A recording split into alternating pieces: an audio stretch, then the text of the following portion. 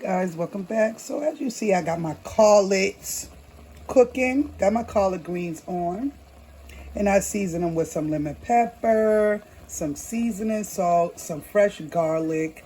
And I put some Italian dressing in it because I didn't have vinegar. And because we all know that there's vinegar in Italian dressing, put a little bit of that in oil. That's oil and vinegar. And you have Italian dressing, just a little hack in case you don't have any vinegar. I got my smoked ham hocks on and my smoked turkey next. The water's almost boiled out of them, so I'm gonna go ahead and pour those inside of my collard greens so that I can get all that flavor from the smoked meats right inside the collard greens. And pour the meat first, and then I'm gonna pour. I went ahead and I added my smoked turkey neck, smoked ham hocks to my collard greens, guys.